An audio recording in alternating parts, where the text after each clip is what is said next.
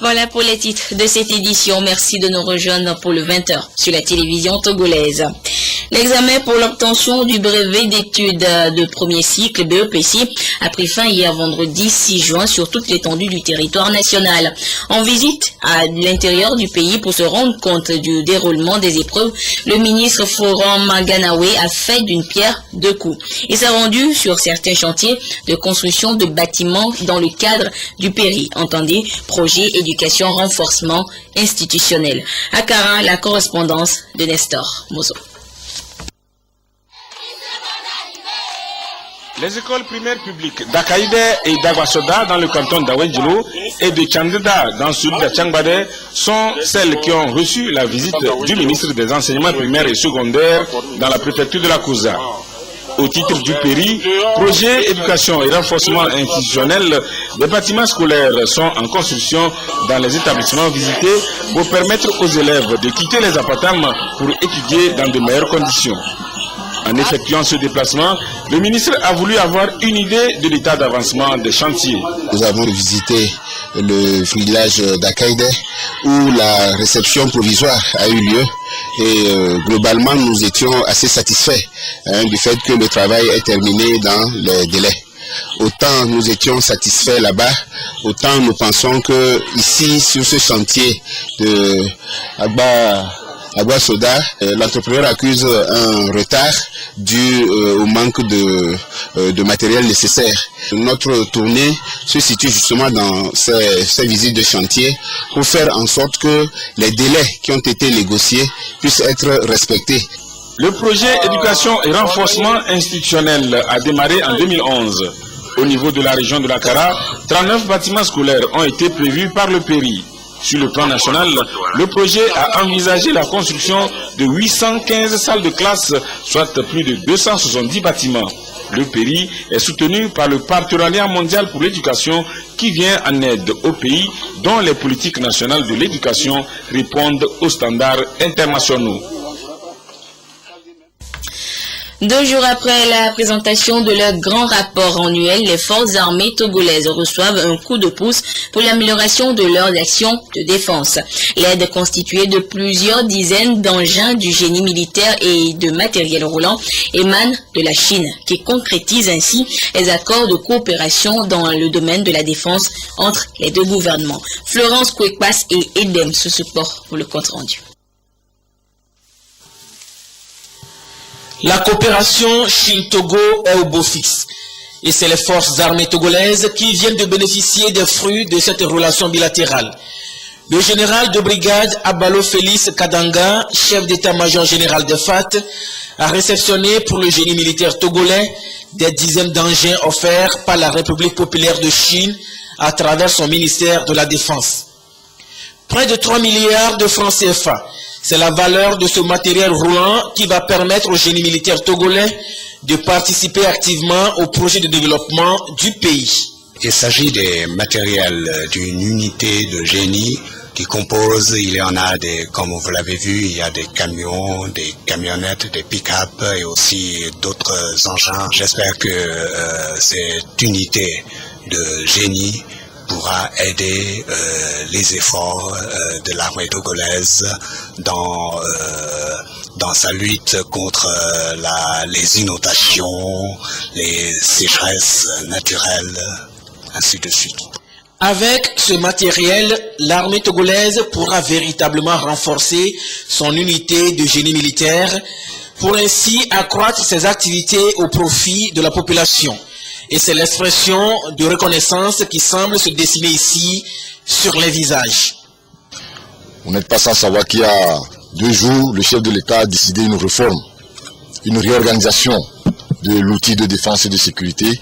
Ça nous permettra vraiment d'avoir cette capacité de mobilité, de contre-mobilité dans le cadre purement militaire. Ça nous permettra également d'aider la population, comme il a dit, dans les cas de sinistre, dans les cas d'inondation. Non seulement ça, de faire aussi des œuvres sur le plan d'infrastructure, construire des routes, construire des écoles, tout ce qui rentre dans le génie civil pour aider la population, pour que la politique de développement que le chef de l'État a initié et continue de poursuivre soit vraiment une réalité. Nous disons un grand merci à l'armée populaire de la Chine et à la Chine au nom du chef des armées.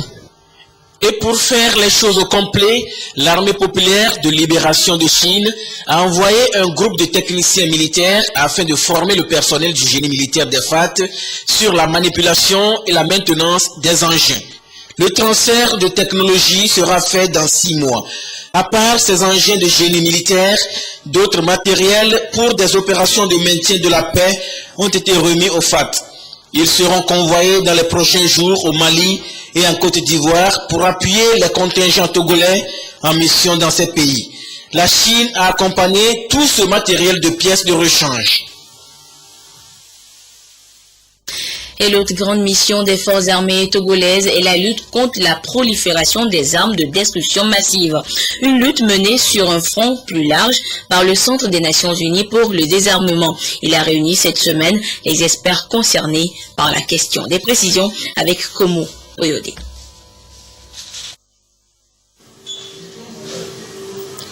Difficile pour nombre de pays africains d'élaborer jusqu'ici le rapport portant sur la mise en œuvre de la résolution 1540-2004 du Conseil de sécurité des Nations Unies pour se conformer aux normes de présentation universelle, faute de maîtrise des techniques en la matière. La rencontre de Lomé est donc une opportunité pour les représentants de ces pays de s'inspirer de l'expérience du Brésil et d'autres pays à travers leurs experts dans cet exercice de présentation de rapport, ce qui leur permettra de défendre la position de leur pays dans cette politique de lutte contre la prolifération des armes de destruction en Afrique. 2014 marque le 10e anniversaire de la résolution 1540. Il y a encore 21 États des Nations Unies, membres des Nations Unies, qui n'ont pas encore présenté un rapport. Et le comité a une vision d'assister ce pays pour voir quels étaient les empêchements et peut-être pour soutenir les efforts de ce pays pour présenter les rapports au comité 1540 et comme ça arriver à l'universalisation de la présentation de rapports. Selon le Conseil de sécurité, chaque pays doit décrire les mesures prises dans le sens de la résolution 1540. Cette disposition du Conseil de sécurité, adoptée en avril 2004, qui interdit à tous les États d'apporter appui aux acteurs non étatiques qui tentent de se procurer, de fabriquer, de posséder, de transférer, de transporter ou d'utiliser les armes nucléaires, chimiques ou biologiques. On ne le dira jamais, c'est stocker du carburant dans les habitations est dangereux. Et les habitants du village de Klonyame, à 12 km de la ville de Noche, l'ont appris à leurs dépens hier. Le carburant frelaté a causé un incident tuant 6 personnes et blessant 2 autres. Informé, le chef de l'État a dépêché une délégation ministérielle ce matin sur les lieux. Nous y reviendrons dans le courant de cette édition. Quartier d'avenir, protéger et réinsérer les personnes en conflit avec la loi. C'est un nouveau projet qui est en cours d'exécution depuis jeudi dernier au Togo. Une idée de l'ONG Handicap International pour amener les acteurs impliqués dans la gestion, la protection des droits de l'homme et la société civile au Togo à collaborer pour l'humanisation des conditions de détention. Mais le projet met un accent particulier sur la réinsertion socio-professionnelle des détenus togolais. Sonia Ameniko, Clarisse Atikle. Les personnes détenues ont le droit de retrouver une vie sociale normale à leur sortie de prison. Handicap International lance à leur intention le projet Quartier d'avenir, protéger et réinsérer les personnes en conflit avec la loi. Sa mise en œuvre vise le renforcement de la protection sociale des détenus à travers une amélioration de l'accès aux services sociaux de base et un accompagnement psychosocial pendant la détention et en période post-carcérale. Tout ceci dans le but de favoriser leur réinsertion socio-professionnelle. L'idée, c'est que la prison ne soit pas la fin de tout, mais soit une possibilité de repartir, de reconstruire quelque chose. Donc, venir en aide aux détenus les plus vulnérables pour les amener à nous dire de quoi ils sont capables, quels sont leurs projets, et de nous pouvoir les accompagner à mettre en œuvre ces projets. Les activités de ce projet se déclinent en 3 volets, psychosocial, juridique et santé-nutrition. Il sera question notamment d'accompagner les personnes en conflit avec la loi, particulièrement les plus vulnérables, dans leur démarche judiciaire, de rétablir les liens familiaux et de mettre à leur disposition un fonds annualisé par prison pour l'amélioration des conditions sanitaires, d'hygiène et nutritionnelles. L'Union européenne accompagne ce projet qui s'étend sur 3 zones, dont les prisons civiles de Lomé, Kara et celle de Dapaon. Beaucoup de gens commencent à comprendre que après la prison, il y a une vie. Nous sommes partie prenante avec Handicap International. Donc nous avons des obligations communes entre nous parce que c'est dans notre cadre que Handicap International va essayer de travailler. À terme, le projet Quartier d'avenir entend améliorer les conditions de vie de 750 détenus, appuyer 300 personnes libérées dans le cadre de l'accompagnement psychosocial personnalisé et faire bénéficier à 600 personnes des allocations de retour dans les familles. Au chapitre diplomatique de cette édition, le Burkina Faso a désormais une représentation dans notre pays. Le consulat général burkinabé a été inauguré cette semaine à Lomé. Le compte rendu avec Florence Kouepas, Aliou Oulotitiri et Carmen Madji à Kapo. L'inauguration du consulat général du Burkina Faso à Lomé traduit l'excellence des relations diplomatiques entre Ouagadougou et Lomé. Cette nouvelle administration va veiller davantage à la promotion de la participation des Burkinabés de l'étranger au développement économique et social de leur pays. Le rôle principal, c'est de venir défendre et assister tous nos compatriotes burkinabés qui vivent sur le territoire togolais. Compte tenu aussi de la volonté des 2 chefs d'État de promouvoir l'intégration. Vous savez que l'intégration des peuples, l'intégration économique suppose que les ressortissants des pays membres de la communauté puissent circuler librement. Qui dit circuler librement dit quand même circuler dans des espaces protégés. Et nous voulons que le séjour des Burkinabés ici au Togo soit un séjour utile. L'ouverture de ce consulat au Togo a été très appréciée par le ministre des Affaires étrangères et de la coopération. Le Togo se réjouit de l'initiative et pense que tous les Burkinabés qui vivent au Togo sont déjà chez eux. Et ce consulat va contribuer à travailler ensemble pour régler les problèmes de tous les Burkinabés sur le territoire togolais. Plusieurs personnalités politiques, administratives et diplomatiques ont pris part à cette inauguration. Estimés à près de 7000, les Burkinabés vivant sur le sol togolais ont accueilli dans l'allégresse cette représentation.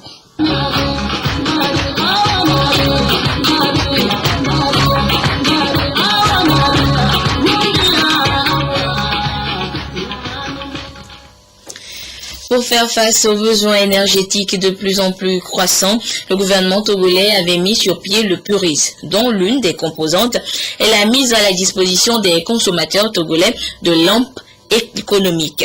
Dans le but d'exhorter la population à réduire donc la consommation d'énergie électrique, la GETUR Togo, en collaboration avec la CET, la Direction générale de l'énergie et la Direction de l'environnement, ont tenu à Lomé jeudi dernier une conférence de presse. Emmanuel Adjaklo, Apollinaire Kadanga. Au centre de cette conférence de presse, la promotion et la sensibilisation sur l'efficacité énergétique du PURIS, projet d'urgence de réhabilitation d'infrastructures et de services électriques.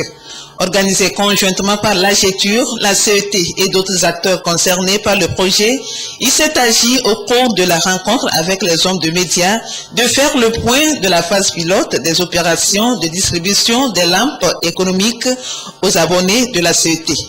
Nous avons lancé avec le projet PURIS une campagne de sensibilisation par la distribution de 400 000 lampes.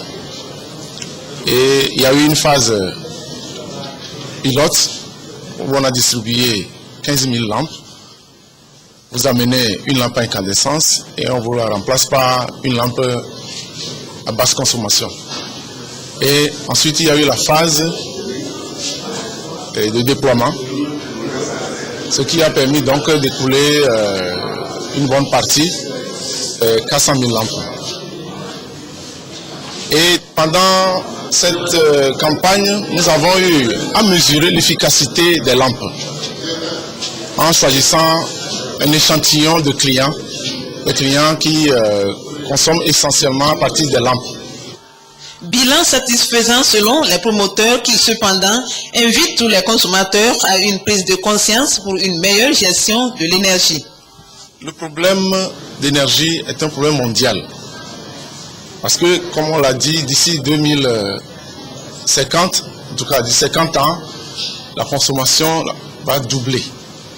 Et donc, il faut déjà prendre les dispositions pour pouvoir réduire la consommation. Étant donné que les moyens existent pour pouvoir aller à l'efficacité énergétique, c'est-à-dire avoir le même service, mais avec une demande réduite. Nous demandons donc à la population de faire attention à tout ce qui vient de partout, parce que les appareils électroménagers qui nous viennent d'ailleurs sont souvent très énergivores, ça consomme beaucoup d'énergie. La distribution des lampes économiques ayant pris fin, les consommateurs devront donc s'approvisionner dorénavant sur le marché, tout en n'oubliant pas de ramener à la CET toutes lampes légaux, grillées ou cassées.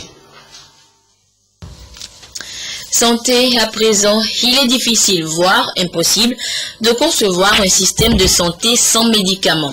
Mais ces médicaments reviennent très souvent chers aux patients, surtout lorsqu'ils sont des produits de spécialité. C'est donc pour venir en aide à la population que l'État togolais a mis en place des politiques nationales sur le médicament générique. Fait troublant, ces produits génériques sont moins prescrits, peu consommés et font même objet de médisance. C'est pour renverser la tendance que s'est tenu cette semaine à Lomé un forum sur le médicament essentiel générique. Des précisions avec Solim Daoui et Charlotte Ossimet. Ce sont des produits identiques ou équivalents à celui d'une marque, cependant vendus sous leur dénomination commune internationale ou sous un nouveau nom commercial. Les médicaments génériques font l'objet de doutes et de médisances par la population. C'est donc pour lever ces inquiétudes que se tient ce forum organisé par la direction de la pharmacie, du médicament et des laboratoires. Les médicaments essentiels génériques, c'est une prescription de la politique nationale, c'est un choix de la politique nationale de santé. Mais puisque ça suscite des inquiétudes, nous nous sommes dit, retrouvons-nous au moins une fois autour de ce sujet et disons en toute clarté, qu'est-ce qui fait que nous sommes certains que c'est le bon choix et qu'est-ce qui fait que nous sommes inquiets, qu'est-ce qui fait que nos populations sont inquiètes. Donc à la fin de ce forum, en fait, il y aura des recommandations certainement pour rassurer les utilisateurs de ces médicaments essentiels génériques. Et comme le cadre s'y prête, les professionnels de la santé apportent des précisions quant à la spécialité de ces produits génériques. Le médicament générique est une copie d'un original. C'est-à-dire qu'il y a 30 ans ou 50 ans, quelqu'un a fabriqué la première fois un médicament, il a mis un brevet dessus et après 30 ans, le brevet est tombé dans le public. Donc, tous les autres qui ont les moyens de fabriquer une copie en respectant les conditions de qualité, d'innocuité et d'efficacité, ils peuvent faire les copies là. Et ça donne l'avantage avec la concurrence d'être moins cher que l'original de départ. Selon une étude, 42% des revenus d'un ménage sont investis dans les questions de santé. Les prescripteurs et les dispensateurs présents à ce forum seront donc sensibilisés sur le sujet et sauront orienter les patients vers l'utilisation du médicament essentiel générique. Ceci pour mettre la population à l'abri des médicaments de spécialité plus chers ou des médicaments contrefaits, ces derniers source d'autres maladies. Quand on prescrit à un patient, Et à Kara, c'est la santé animale qui a retenu l'attention des agents vétérinaires et forestiers chargés de la faune sauvage. Ils se remobilisent pour combattre efficacement la fièvre charbonneuse. Nestor Mozo. La fièvre charbonneuse, une maladie des animaux qui peut aussi se manifester chez l'homme lorsque celui-ci consomme la viande d'un animal mort à cause de cette zoonose. Ces dernières années, la fièvre charbonneuse est récurrente au Togo, notamment dans les régions Kara et Savane. Pour combattre le mal, le ministère de l'Agriculture, de l'Élevage et de la Pêche a adressé une requête à la commission de l'UEMOA qui a accepté de financer le projet La fièvre charbonneuse et le système de surveillance des maladies de la faune sauvage. C'est à ce titre que cette session de renforcement des capacités a été organisée à l'endroit des agents de terrain de la région de la Kara. Nous avons souvent évolué, nous seuls en tant qu'agents vétérinaires, par rapport à la surveillance des maladies animales. Mais on se rend compte que le charbon bactérien n'affecte pas que les animaux domestiques, mais peut affecter aussi ou affecte les animaux de la faune sauvage. Et partant de là, dans la mesure où les animaux vont pâturer dans les airs, dans la faune, il peut y avoir contact de ces animaux-là avec ceux de la faune sauvage. Si par exemple il y a un cas au niveau des animaux de la faune sauvage et que ceux-là qui sont chargés n'ont pas l'information requise pour pouvoir le notifier au niveau du service vétérinaire. Donc ce qui nous a poussé à vouloir impliquer les agents forestiers chargés de la faune sauvage à être au même niveau d'information que nos agents vétérinaires, afin que le système de surveillance soit efficace. La fièvre charbonneuse est reconnaissable à travers certains comportements des animaux atteints. Quand un animal meurt dans la bourse, les mouches viennent s'attrouper autour. Mais si c'est le cas du charbon bactérien, avec ce saignement au niveau des orifices, aucune mouche ne s'approche. L'animal est tout tombé, gonflé, plein de gaz. Donc ça, c'est brusquement, c'est la forme suraiguë où on ne voit aucun signe. Mais il peut arriver que vous puissiez constater que les animaux, pendant qu'ils marchent, il a du retard, il a une fatigue généralisée, il est abattu, ou bien l'animal a souvent des beuglements. Après la région de la Kara, la même formation sera donnée aux agents de terrain de la région des Savanes. Le projet de lutte contre la fièvre charbonneuse s'inscrit dans un cadre sous-régional. En dehors du Togo, il est aussi exécuté au Bénin et au Burkina Faso.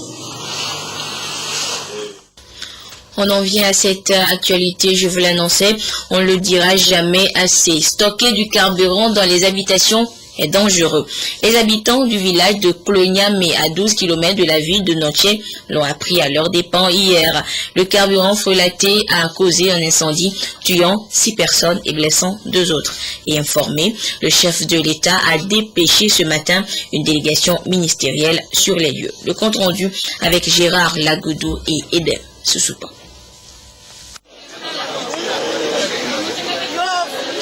Ils sont inconsolables face aux dégâts causés par l'incendie. La principale boutique de la localité est complètement partie en fumée. Bilan officiel, 6 morts, difficiles à identifier. Carburant frelaté, source principale de cet incendie. Témoins oculaires et victimes en disent mieux. Donc, il y a tout.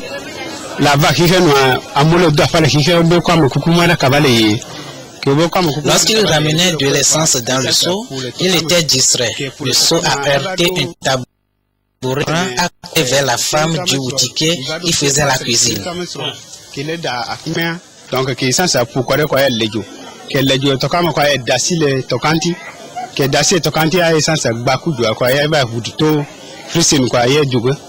Consterné et dans un élan de solidarité, le chef de l'État a dépêché une délégation gouvernementale sur le lieu du sinistre. Le chef de l'État a diligenté cette mission pour témoigner sa compassion aux familles éplorées et aussi à toute la population du canton pour ce qui s'est passé, et a aussi tenu à ce qu'on s'assure d'un soutien matériel à ces familles qui ont été victimes de l'incendie.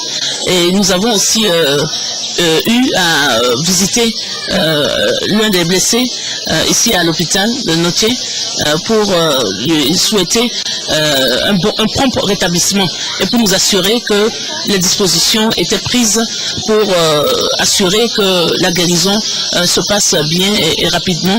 2 blessés sont à signaler. Ils ont été évacués au centre hospitalier préfectoral de Noché. Président, a fait ce soir un gigantesque incendie de ce genre s'était produit dans la localité il y a de cela quelques années. la cause reste la même, le commerce du carburant frelaté.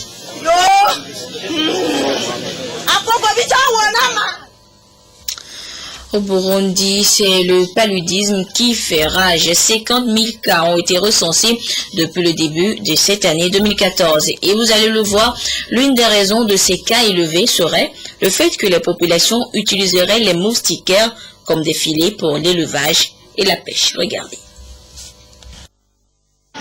Alerte au paludisme dans le nord du Burundi. L'épidémie plus forte que les années précédentes fait rage, notamment dans la province de Ngozi. 50 000 cas recensés depuis janvier, 2 fois plus qu'en 2013 à la même période. Même situation alarmante dans les provinces de Kayanza et Kirundo. Mais les médecins relativisent ces chiffres très élevés. C'est vrai, les cas de palu sont élevés, mais parallèlement, les cas de palu graves ne sont pas élevés. Aujourd'hui, avec des sensibilisations, des conscientisations, la population, quand elle présente des signes évocateurs d'un paludisme, il s'adresse au niveau des structures de soins, ce qui n'était pas ainsi avant. Les gens viennent consulter plus tôt, conséquence, les services des urgences sont débordés. Les 3/4 des consultations concernent des cas de paludisme, notamment des enfants de moins de 5 ans, très vulnérables. Pour désengorger les hôpitaux, les médecins ont mis en place des traitements à domicile.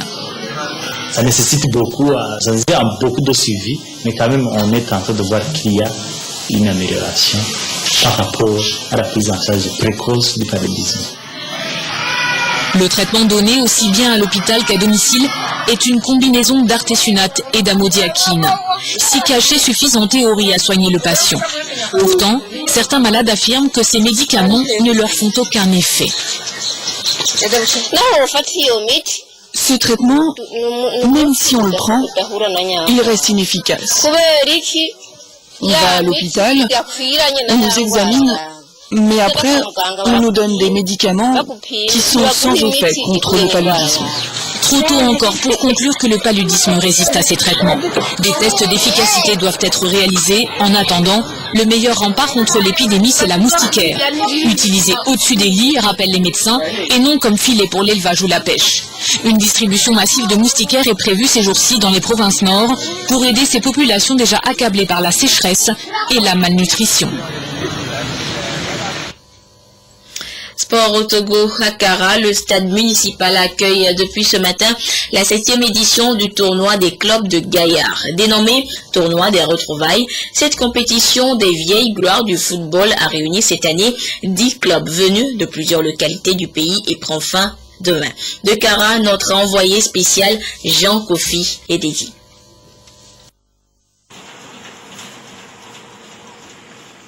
Kara, ville hospitalière. Kara, lieu des grands événements sportifs. Kara, fief de l'association sportive de la COSA, ASCO. C'est la ville choisie pour cette 7e édition du tournoi des retrouvailles Sergio Sport. 2 jours de compétition réunissent ces gaillards venus de plusieurs coins du pays. Répartis en 2 poules de 5 équipes, ils vont se confronter pour dégager les demi-finalistes, les 2 meilleurs clubs de chaque poule. À l'ouverture officielle de ce tournoi, autorités administratives et organisateurs ont tenu le même langage, le fair play. Nous espérons que la population locale va vivre un tournoi ou une belle fête sportive en prélude au mondial de football 2014. Que le fair play prédomine durant ce tournoi. C'est très important ce tournoi dans la mesure où il permet à nos anciens, à nos aînés, à tout le monde de pouvoir faire le sport. Vous savez qu'il faut toujours faire le sport. Le match d'ouverture disputé entre les gaillards de Kara en maillot jaune et les gaillards d'Aflaou s'est terminé sur un score nul de 0 but partout. Freedom en noir en deuxième rencontre a fait la bonne opération en battant l'union des gaillards de Koto, détentrice du trophée, par 4 buts à 1 avec un doublé de Bojona Pacha, ancien capitaine d'Asco. Ce premier jour de compétition s'est déroulé sur une note de satisfaction de Sergio Sport. Le tournoi vient de commencer dans une très bonne ambiance et on espère que tout se passera encore très bien jusqu'à la fin. Il faut qu'on ait plutôt le fair play parce que, vous savez, chaque année, on fait exprès de mettre la coupe la plus grandiose qui est la coupe Fair Play. Donc moi je serai beaucoup plus derrière l'équipe qui va gagner la coupe Fair Play. Autre résultat de ce premier jour, Badou 1, Bassar 0, Fraternité 0, Avedi 1. Kara a enregistré son second nul de 0 partout face à Nassigan. Cette compétition se poursuit demain avec les 6 derniers matchs de poule, les demi-finales, puis la grande finale. Quel club va succéder au Gaillard de Palimé? Seul demain après-midi nous le dira.